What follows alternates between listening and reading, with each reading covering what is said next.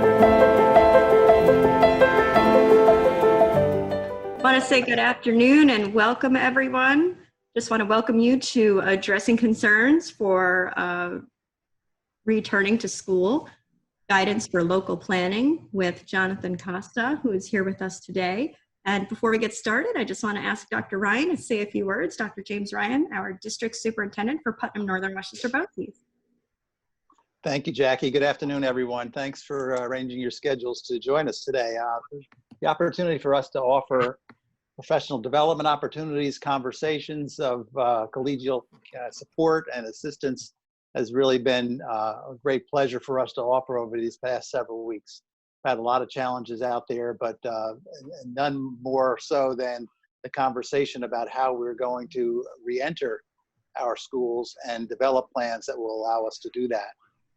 Jonathan Costa is not someone who is foreign to many of you. He's done a variety of different works with us within the region, and he's been able to offer support in so many different ways. But today's conversation that Jonathan will lead is really key to this whole idea of how will we re-enter school and how will we develop these plans. Jonathan's worked really closely with the Connecticut schools and has helped them develop frameworks that will assist them in finding that right roadmap to get back on track as far as the reentry conversations are concerned. So it's great for us to host this conversation, and it's one of the many things that we do in support of our districts. And I just want to thank Jackie Levine and all the staff of our Center for Educational Leadership, as well as Lynn Allen, our Assistant Superintendent, who spearheads these activities very regularly. So I'll pass it back to you, Jackie. Thank you so much. You can and thank you to Jonathan in advance for arranging his time and for joining us today. Thank you, Dr. Ryan, and thank you also to Dr. Lynn Allen for being here today. Just want to say hi, my name is Jackie Levine. For those of you who don't know me, I'm the coordinator of school leadership and marketing services for Putnam Northern Westchester BOCES. And it's a true delight to have all of you here today for this very important conversation. And as Dr. Ryan mentioned, we have worked extensively with Jonathan over the years, providing strategic coherence planning for many of our districts in the region. And we trust him implicitly with so much, as he is a great thought leader and a great mind on a lot of challenging topics. So I was delighted that he was willing to do this work for us today and to provide this framework for all of you. So as we begin, I just want to give a brief bio on Jonathan. And before I do that, I just want to do some housekeeping.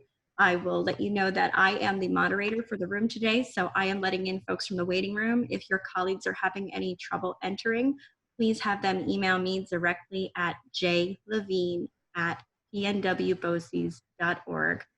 We do have a full room today, so we have about 100 participants. So we are making sure to vet each name as we see them in our waiting room and making sure that everyone who did sign up for today's program is part of it. But if anyone is having any trouble or is under a different name in their Zoom room, please go ahead and just have them email me to let me know so that I can let them in. I will also be moderating the chat as Jonathan is presenting his slides, which he has agreed to share with you after today's presentation, which is wonderful. So we will be emailing that out afterward, as well as a recording of this webinar today.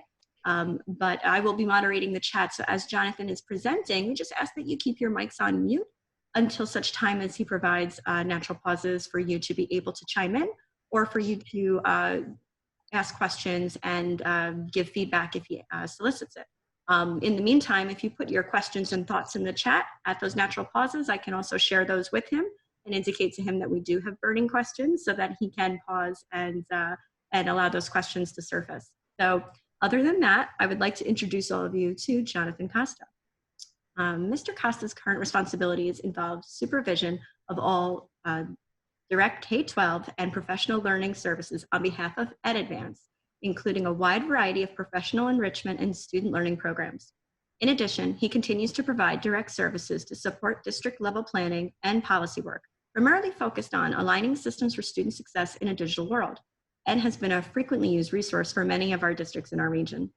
Jonathan is the author of Digital Learning for All Now, which was published by Corwin Press, and is a better than average cyclist and golfer.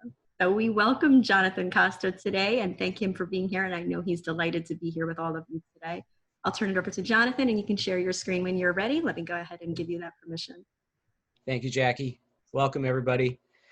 Welcome to the session that nobody wants to go to and everyone would rather be doing something else. I totally understand. And just to be upfront, I mean, the only reason they asked me to do this today is I've had the luxury of over the last 8 weeks just start to facilitate conversations about these topics while you are all focused on trying to survive the year that you're in. So I'm just a chapter or two ahead of you, and here just to share what we've learned in Connecticut. We started about 8 weeks ago with a couple of statewide conversations. I'll share that and what we learned from it.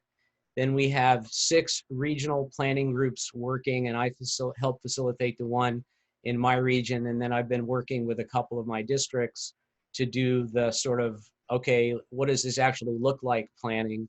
And my purpose today is really just share with you the lessons learned from those early conversations, and then the planning framework that we are working with that probably is adaptable to New York, and I'll talk a little bit about that and some of the questions and answers that we found going in. So just from a lessons learned standpoint,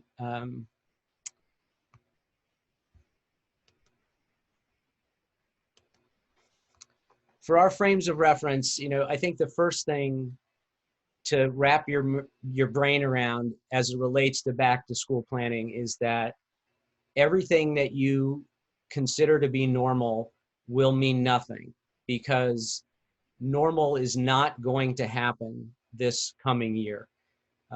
Whether it be a case that arises in your 3rd week of school, or a vaccine that arises in February, nothing that is normal is going to happen in the 2021 school year. Normal maybe fall of 21. Anything between now and then is going to require you to be flexible, be adaptable, and reframe what you expect to get out of the upcoming school year. And one of the ways that I've articulated this is, for those of you with special ed backgrounds, the phrase fair does not mean equal is common in that world. That is going to be applicable essentially to everybody this coming year. You're going to have to do things in different ways that you have not considered doing before. And if you try to take normal expectations, normal rules of engagement, normal reference points, and apply them to your planning and to your expectations for next year, your brains are going to hurt, because it's not going to be that way. The second thing, unfortunately, is if you come up with a safe back to school plan, healthy and safe back to school plan, essentially nobody is going to be happy, because you're basically choosing from 10 bags of crap, and which is the least distasteful bag is the process you're going through right now. We're used to planning for vision and for forward future looking and how do we make this better. This is about minimizing damage and trying to make the most out of a very difficult situation. Because unless there's a vaccine, unless you can test everybody every week, you're going to have some social distancing model in place for the fall. And that means half your district or less going on any given day. And that is not going to make people happy. And it's just, you have to just prepare for it, because there is a lot of anxiety out there, and our solutions are not going to create a normal environment. You just have to be ready for it. The other thing related to that is we try to, as quickly as we can, diffuse deficit thinking. The one thing we know from talking to kids and to adults is the first thing kids don't need to hear when they come into school in the fall, in whatever framework it is how far behind they are and how damaged they are going to be by what has happened to them. You know, this is an incredibly short-sighted way to look at the world and to look at this environment. This is an unprecedented situation. Everybody has been impacted. Everybody has tapped the brakes. Kids will recover. There is no expiration date on their learning. It is not like if you can't get through this standard by this date, somehow that your future is not going to be bright. Everyone will recover from this. The entire system is flexing because of it. And as difficult as it is, I think it's really critical to be positive about picking up where we left off. It's going to be a challenging year, but eventually adults and kids will recover from this. The most anxiety we see in kids are kids that have adults in their lives that are crippled by anxiety. We have to diffuse that deficit thinking as quickly as we can. There will be no better test of your own personal 21st century skills than this planning process.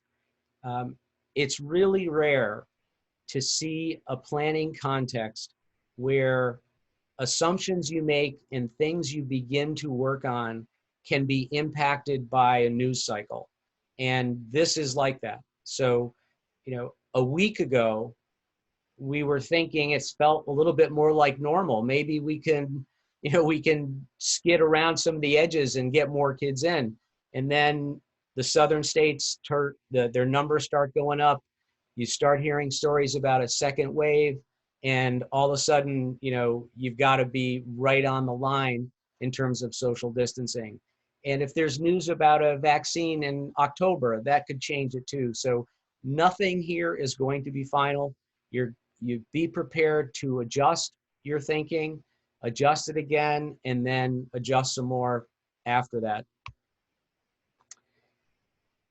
Another thing that is really clear to us is that this is not the right time to try to build a school improvement discussion. I think there are so many challenges to just opening safely and so much anxiety around opening safely that if you try to layer on a systemic change, no matter how well intentioned, it is going to be to your detriment. That's not to mean you can't improve things. I'm going to share a slide or two about a discussion we had with 18,000 Connecticut students about how to improve distance learning. You can improve things you know you're going to have to do, but our experience is this is not the right time to sort of reimagine school, because no one probably would think sending half your kids to school on any given day is the thing that you want to build that model on. So instructional improvements for distance learning, yes. Reimagining school, leave that for next year, where you can look back on the lessons learned and then have a visioning discussion. But there's just too much muddy water to help lead a thoughtful, future-focused improvement discussion. And finally, you know, a colloquial way of saying Maslow eats Bloom for breakfast. We know from talking to over 40,000 people in Connecticut through Thought Exchange that the overwhelming concern for the health and safety of their children, their families, and their extended families are the most important thing that you are planning for. This, in essence, is really going to be a health and safety plan more than it is an educational plan. And before anyone can think about improved instruction improve learning, priority standards, all the things that you're going to have to do to make a constrained school year work for you. You're going to have to answer people's thinking about how you're going to keep them safe, or else no one's listening to that second part.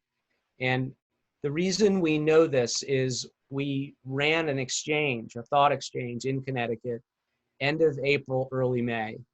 And you can see the numbers. We had almost 40,000 participants. About half those were parents. The rest were faculty and administrators. They shared 53,000 thoughts and completed almost 1.2 million ratings. And in that, you can see here the themes of the highest rated concerns. And this purple bar over here, which I think is the 13th out of all of these, is the first place where teaching and learning concerns show up. Everything else is about safety, risk, social distancing, containing the virus, cleaning things, sending sick people home. This is by overwhelming margins the things that people are the most concerned about. This is a word cloud of all 50,000 thoughts. And there's not a lot of educational vision on that slide. It's about, I can't come to school because my husband is is vulnerable, and if he gets it, he'll die. It just on and on. And I'm sure you've heard this in your own environment so far. Of the 250 highest rated thoughts of the 49,000, every single one, 100%, was a health and safety concern. So it's clearly the most important thing. We did also talk to kids. We had almost 18,000 students respond to a thought exchange over the last few weeks. And our question to them was, if you had to continue with distance learning in some way in the fall, what would you do? And this is interesting data, and this slide will be in the presentation that I'll send to you. But by and large, the most important thing to kids was they wanted more live interaction with their teachers. And they wanted better instructional materials to come from their teachers. They don't want busy work, and they want to get it directly from their teacher. And this is a great example of how what we think is a good idea early turns out to be not such a great idea late. I know in Connecticut, in the first few days of the shutdown, a lot of board councils were telling their administrators, don't do live. What if a teacher sees something in a home? What if the kid sees something in the teacher's home? Stay away from live instruction. And it was good legal advice at the time, but as it turns out, it was pretty bad educational advice. So, there are things we can learn about what happened in the shutdown, but by and large, this is about planning for health and safety. And those are sort of my contextual lessons learned from wallowing in this for the last 6 or 8 weeks. And I'm just going to stop and take a breath before I sort of go from the 10,000 foot level down into the mechanics of how you actually put these concerns together in a plan. So is there anything critical from that first set of slides in terms of context that you would like me to speak to before I go on?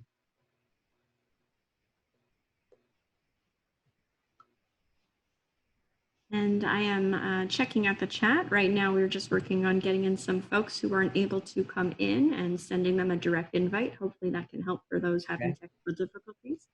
But feel free to unmute your mic and ask a question, or since we are a large group, it might be more helpful to enter questions into our chat. Okay, so I'll keep going. And Jackie, if something comes up, just give me a high sign. Yeah, will do.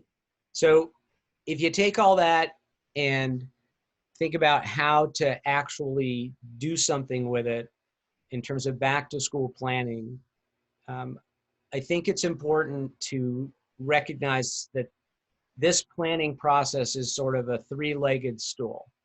And I spoke about the health and safety concerns, And those are first and foremost.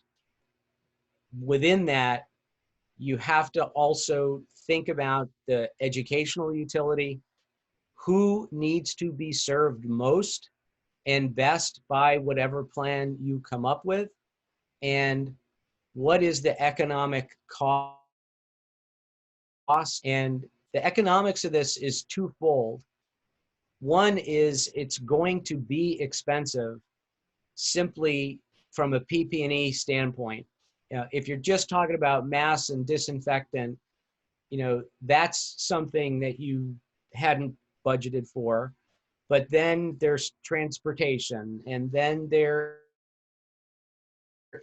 are thermometers, and on and on. So there's the economics of creating a healthy back to school plan. And then there's also the economics of the impact on parents. So parents with elementary aged kids can't get back to work unless you get their kids into school. So these three things are really playing against each other, and balancing out which model you work with in your own community will be figuring out what that balancing act is for your town and where the emphasis needs to be. If you can write a gigantic transportation check, you bring more models into play. If you have the capacity to test every adult and every kid every Monday, you can bring more kids into school safely. So, all of these factors work together, and how your local community balances them will be a key determining factor on what model you pick and how you plan to implement it. The last sort of conceptual thing that I just want to touch on is what we see in working in local communities is there is this balance between the confidence that your community has in your ability to create that safe plan and the risk they are willing to take in sending either their kids or themselves to your district.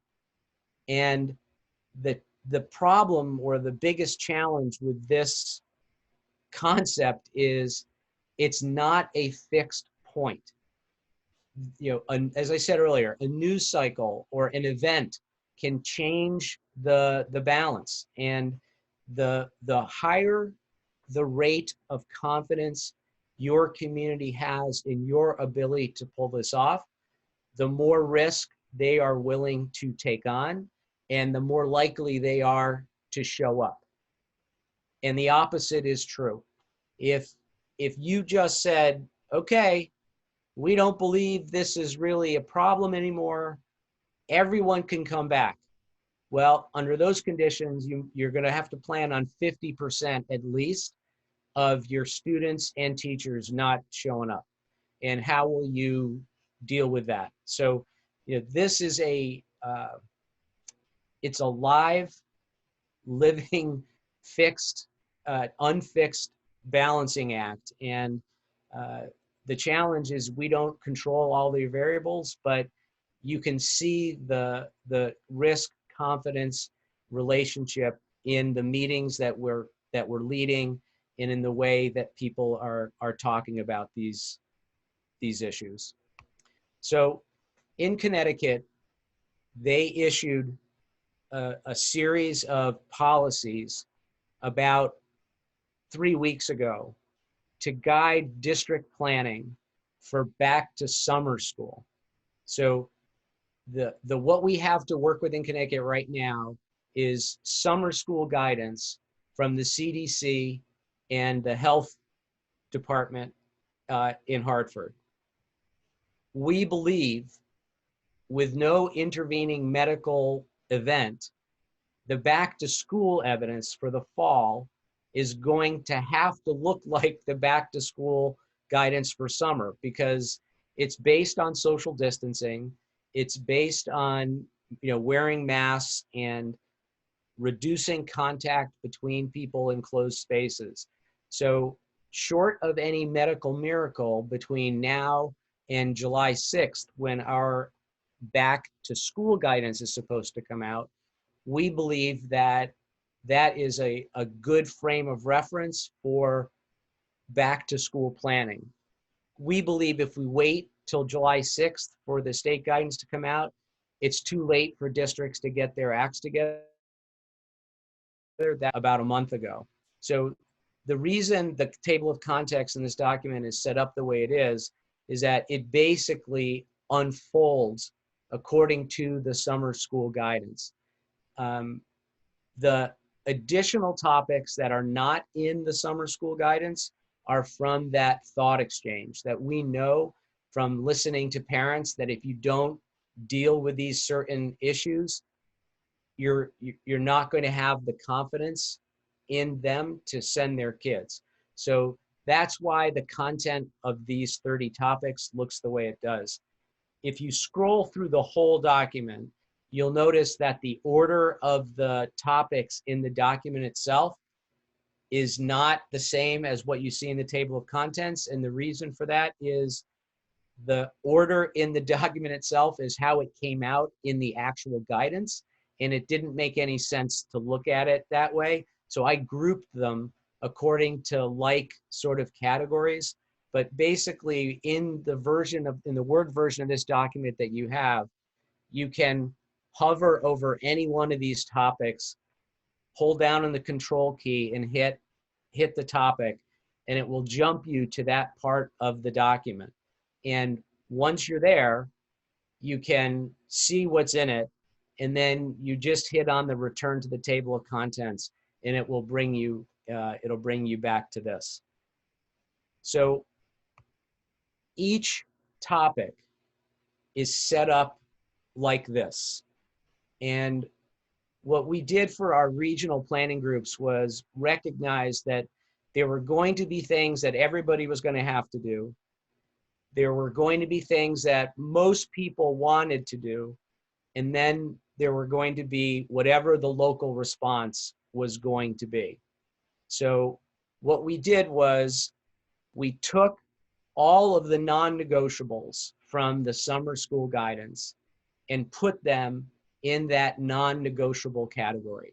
So as you navigate through this document, if there is something in the non-negotiable box, it's because the CDC or the Connecticut State Health Department or our local health department has told us, if this is not in your plan, you can't open. So it means what it says. It's not negotiable. If it's in there and you don't have it in your reopening plan, chances are you are not going to get a green light to open school. In the additional considerations box are those things that we imported from the thought exchange. These were the broad themes of parental concern and the issues that we felt if we didn't address in some fashion, we were going to lose people because their risk tolerance would be lower because their confidence in us would be lower. The next area is places where we need further guidance and are sort of open questions that are not answered by the CDC and almost always relate to what is the state going to do about this, and are we going to be able to count on that? And a good example might be we have an open question about whether the flexibility that we got this year around what counts as a school session in a 180-day calendar is still going to be in place next year. Another big one is the opt-in instead of opt-out of transportation. As you all know, I don't know, in Connecticut, you have to provide a seat for every kid you have, whether they take the bus or not. If we could flip that and have parents opt into transportation instead of having to opt out, and we knew we were only going to have to bring 20% of our kids in, well, now maybe we can run 2 bus waves on the same transportation budget we had planned for next year. And that brings additional models into a possibility. So there are things that are in that further guidance column that may impact other decisions that we are waiting for clarification on, and who knows when those answers will come, but that's what's in that framework. And then the last box is sort of the, okay, based on everything you see above, what are we going to do? What is our local district strategy going to be? Who's responsible for it? By when is it going to be done? And how much do we think it is going to cost? As you go through the planning document, you'll notice that in some places, there are no non-negotiables. For example, one of the topics is the social and emotional well-being of students and staff.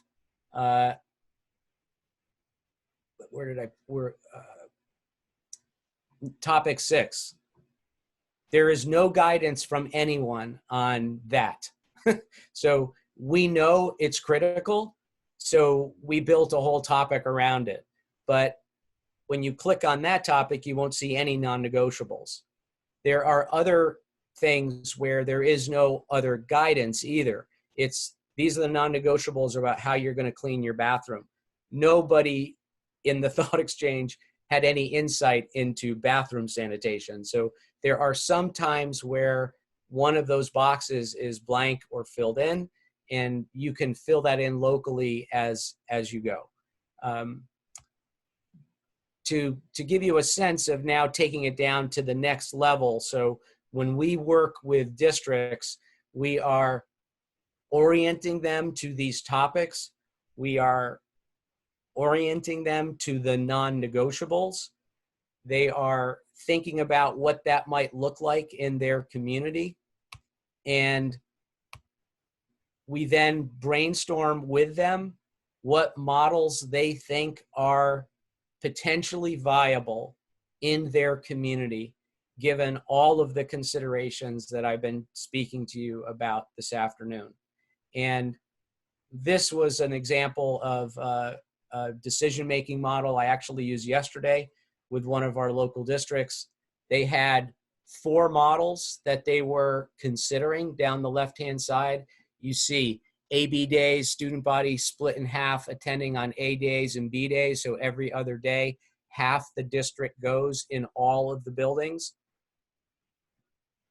Model B is the same thing, but based on an Israeli scientific model attached to the 14-day incubation of the virus. So AB shifts go 4 days in a week. They skip a week and come back the week after. The belief being that that 14-day rotation gives you a better chance to catch someone who's sick and take them out of the population before it closes everything down. Option C, which was gaining favor in Connecticut for a while, and there are those that are hoping that is sort of a statewide recommendation, but this particular district didn't like it, and that is Monday through Thursday, K through 6 or 7 attend in all of the buildings of the district, while the high school grade kids learn online. And then Fridays, it flips. Again, social distancing, you need enough square footage to spread everybody out. So that's a heavily favoring elementary parents to help them get back to work, frankly. But there was a lot of resistance to that in the district that I worked in yesterday. And then Model D is, again, Wave A comes in for basically 2.5 hours and goes home. And then Wave B comes in for 2.5 hours. So every kid every day, but only for half a day. And the way this voting process works is just a forced choice. You had 4 models. You put a 4 next to the model you like the most, a 1 next to the model that you like 4th most. And if you've done it right, your total votes at the bottom are 10 all the way across, and it adds up to the total on the right-hand side. So you can see this district is provisionally thinking about some version of an A-B day split. And so their job now is to take that model and start filling in those topical frameworks about how to implement the non-negotiables and those concerns through the lens of that model for each of these topics. And that's sort of the structure we've put together for folks to try to navigate back to school planning. We have an interesting context in Connecticut. There are a lot of superintendents who would love there to be a state guidance. This is the state plan, but in my own service region, I have 4 districts who could send every kid back every day with social distancing because they are that small. And if I were a superintendent in a district where I could send everyone back every day and the state was telling me I couldn't because the state model is an A-B model, I don't know how I go to my community and say, yeah, I could bring them all back, but I'm not going to. So there's a lot of anxiety in Connecticut over, will there be a state model? And if so, what are the provisions for those that don't want to follow it or can't follow it? And all of those decisions could impact the way a district fills out this document and proceeds. So I'll stop there and see if there are any questions about the process, and then we can play around in the document if people are interested. We do have one question in the chat. Thank you so much, Jonathan. You mentioned forced choice. Yep. What are Connecticut districts doing in terms of taking the decision parent support consensus versus sound research and economic model? So the forced choice simply was a decision-making tool to work through the proposed models for that community. So you can see from across the top, this is a representative planning team in the district that's got about 29 people in it. So there are parents, teachers, board members, Board of Finance, Board of Selectmen, and they're all on a planning team working through the various options. And we brainstormed and combined a list of potential models. And those are the 4 things that you see listed down the left-hand side. And trying to determine which of those was where the committee had the most support, given the prescription of, here's how many square feet we have in our building, here's what our budget is going to support. So these are our viable models given what we know right at this minute. Let's do the best we can and start planning, understanding that if another set of guidelines comes out that changes some of the parameters, we might revisit this. So this we called a first expression of interest. So based on what we know now in the framework I shared, this district is looking at planning on an A-B model. So they're starting work with that context, and if the information changes, they're going to readjust. Thank you, Jonathan. A couple more questions. How is Connecticut handling families uncomfortable with return? Is e-learning required for those families? Yep, so that is one of those open questions. As you know, you are going to be required to provide e-learning for kids who have a verifiable medical issue, and you're also going to have to provide that same safe harbor for adults as well.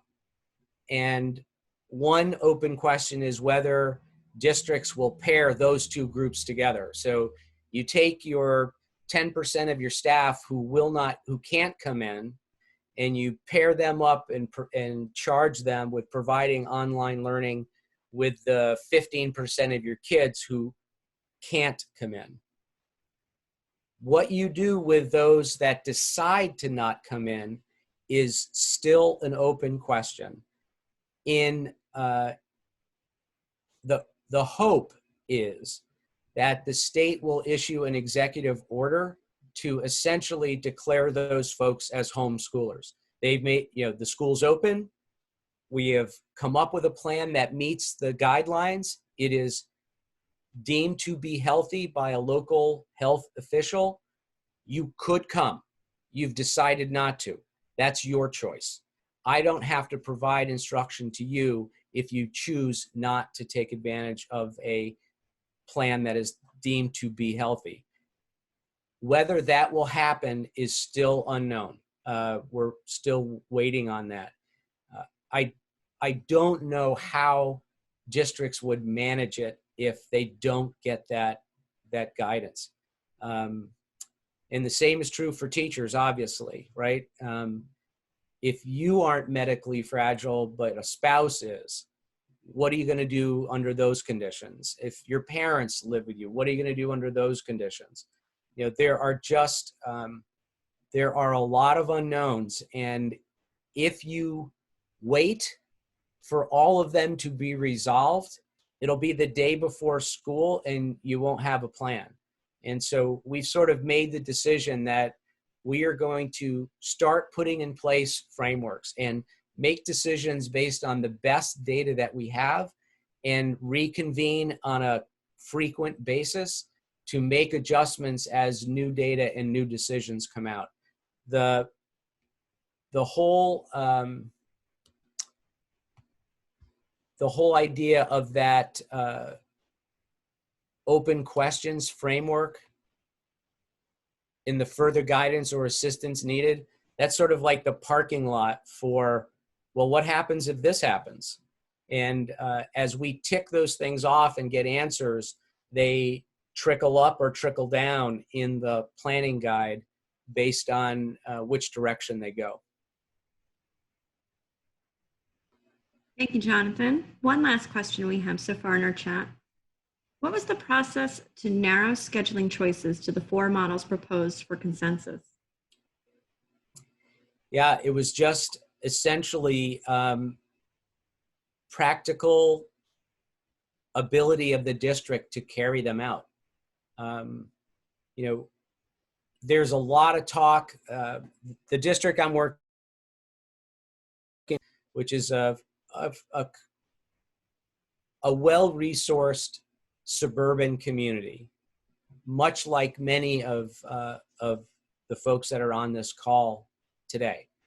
And a lot of well-educated parents looking at data coming out of Europe, because many countries in Europe have reopened schools. Almost all of the reopening models in Europe are based on a presumption of testing, a combination of testing and social distancing. So you could bring everyone back if you could test everybody every week.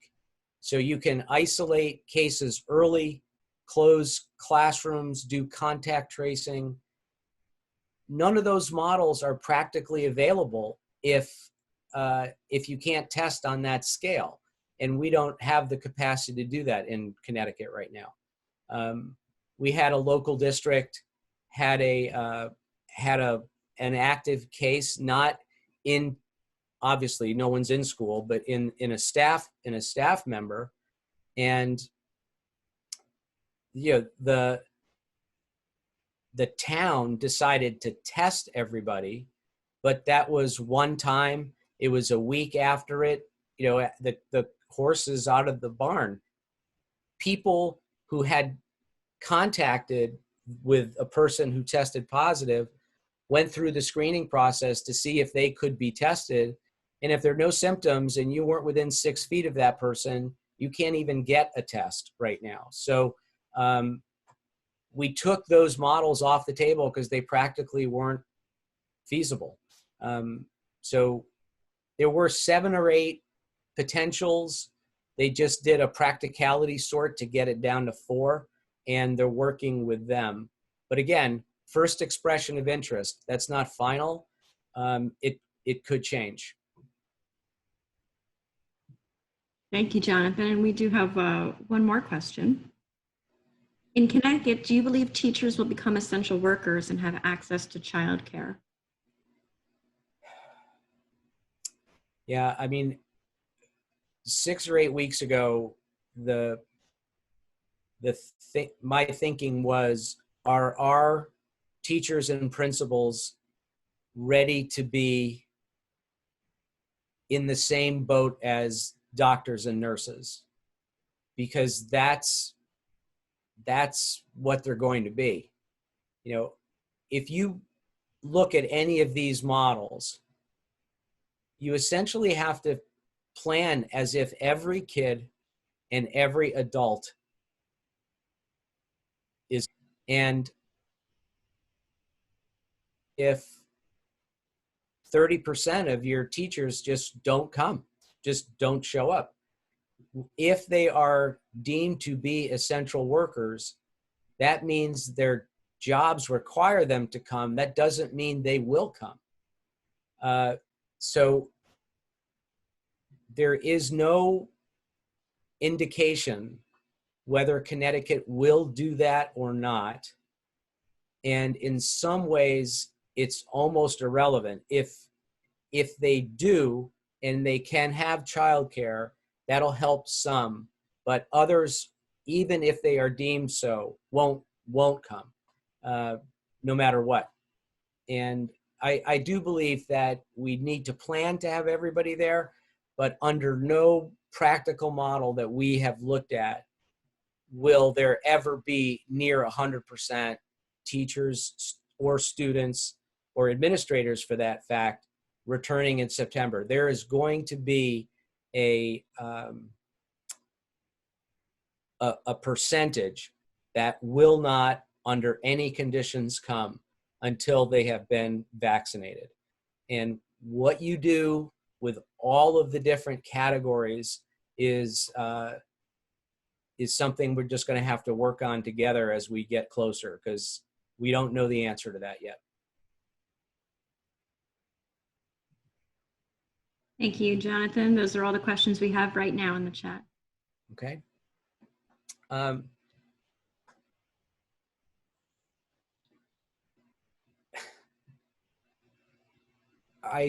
I would just close by saying this is, you will not face a more challenging administrative series of decisions than the ones you are faced with making running into the fall. It is, just truly unprecedented, and the variability of the planning environment and the variables involved in making those decisions makes it such that the best you can do is make the best decision you can given the data you have, and let everybody know that that's exactly what you're doing, and it may change. So in Brookfield, this was our first expression of interest. We're going to meet again next week, and let's see if the data changes. If it doesn't, we're going to continue to do preliminary planning based on an A/B model, and then keep going. Comes out. My admonition to the group is, if this framework helps you think through these different issues, please use it. And it's almost like just a framing reference. You can't finalize anything until you know what's happening. Literally, while we were in the meeting yesterday, someone got an email that Rhode Island announced that in the fall, everybody's going back to school. And Massachusetts did the same thing.